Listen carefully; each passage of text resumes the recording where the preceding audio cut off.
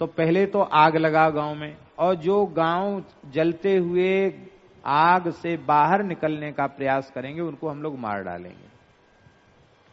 2-3 घंटे में छोटा सा गांव है, जल के खाक हो जाएगा। फिर हम लोग आराम से जाएंगे, सोना चांदी वगैरह बटोर करके, सवेरा होते होते तो काम हम लोगों का हो जाए। और महाराज इतना मालदार है, हो सकता मारवाड़ियों का गांव हो, वो लोग गाड़ के बहुत रखते थे पुराने जमाने में। तो बोले चलो ठीक है, अब क्या करें, ऐसे ही करें। तैयारी कर ली महाराज उन्होंने पूरी, आग लगाने की और लोगों को मारने की। बोले देखो पहले एक एक करके व्यक्ति उतरो और देखो यहां हम लोग कैसे चलें, कैसे बहुत चोर के पांव कितने होते हैं। अब ये कांप गया, इसके मन में आया कि यही सब काम तो मैं भी करता था, यही सब भी ये काम करते हैं, पर कितने सुखपूर्वक लोग सोए होंगे।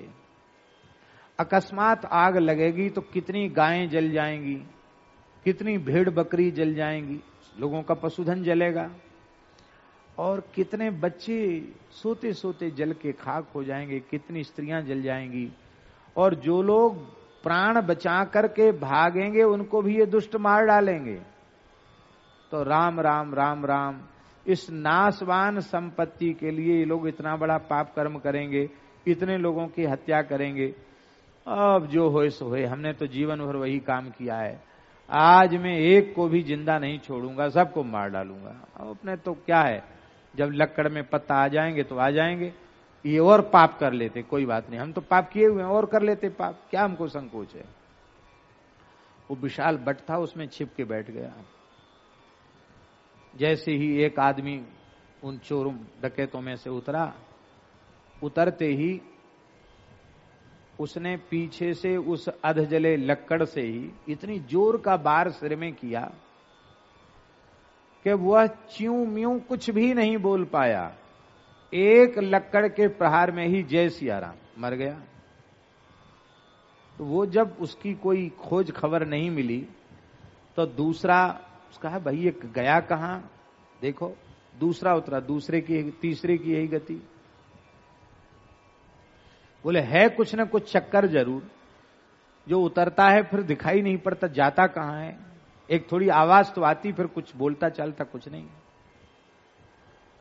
2-4 तो खत्म कर दिए थे उसने अकेले ने, इतना ताकतवर था। अब वो जो 2-4 और बचे थे ना, वो सब इकट्ठे उतर आए। बोले है कौन, कोई भूत प्रेत है, कौन है जो एकदम कहां चले जाते हमारे संगी साथी। तो वो ऐसे अंधेरे में ऐसे ऐसे देख रहे थे। इसने उठाया लक्कड़, अध जलाओ, फटाफट फटाफट सिर पे मारा। वो सावधान हो में उसके पहले 4-5 को खत्म कर दिया, सबको मार डाला।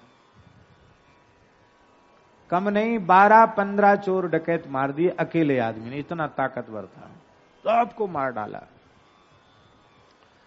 और सोचा कि चलो ये मरे तो मरे, 10-15 मरे तो मरे, अरे कम से कम 1000-2000 तो मनुष्य बच गए, और न जाने कितने जीवात्मा बच गए, चींटियां कीड़े मकोड़े सब तो बच गए, आग लगती तो सब जलते, कितनी गायें बच गईं। चलो अच्छा हुआ, पाप तो अपने से हो गया, कोई बात नहीं, आपने तो 100-200-500 हत्या की होगी, 10-15 और हो गई तो क्या गजब हो गया। उसने ये सोच लिया अब हमको जल्दी यहां से निकलना चाहिए गंगा स्नान के लिए। वो महाराज उछल पड़ा वहां से, एकदम अंधेरे में ही चल पड़ा, भोर में ही। अब गंगा जी तो दूर थी, तो जैसे ही प्रभात हुआ, सूर्योदय का समय आया, तो उसने क्या देखा कि उसके वो जो अधजला लक्कड़ था ना, उस लक्कड़ में हरे हरे पत्ते निकले आए, अंकुर निकल आए, पत्ते निकल आए।